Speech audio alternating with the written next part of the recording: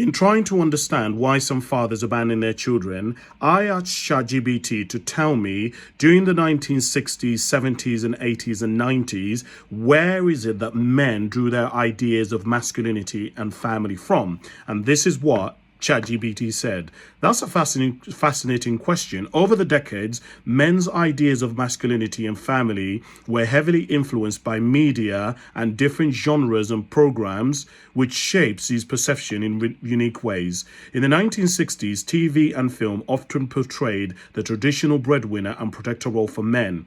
Popular shows and films featuring heroes like James Bond embody this suave, fearless, and independent masculine ideal. Family roles in sitcoms like The Andy Griffith Show and The Flintstones often depicted fathers as an authority figure and providers. In the 1970s, there was a shift towards more complex and flawed male characters with shows like MASH and The Mary Tyler Moore Show, which began to explore more nuanced masculinity, showing men who were sensitive, vulnerable, and emotionally complex.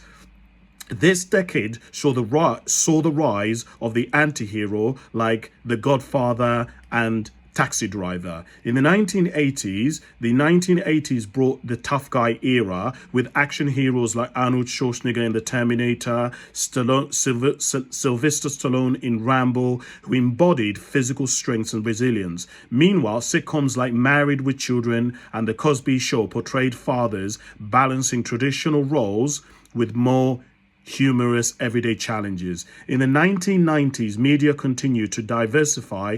Shows like The Fresh Prince of Bel-Air and Friends depicted men navigating friendships, career, and family in more nuanced ways.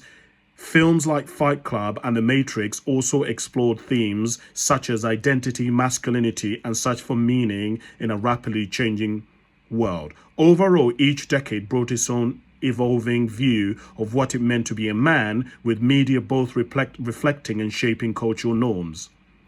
What am I trying to say? I'm trying to say that the men of today who are raising children and abandoning their children are very different to the men who were raised in the 60s, 70s, 80s, and 90s. And it's really important that we understand this. These men remember that there was only 3 channels during the 50s, 60s, 70s, and 80s on TV in Britain, which was BBC One, BBC Two, and ITV. That is where most men drew their masculinity from outside of their community. I just thought I would say that because it's really important.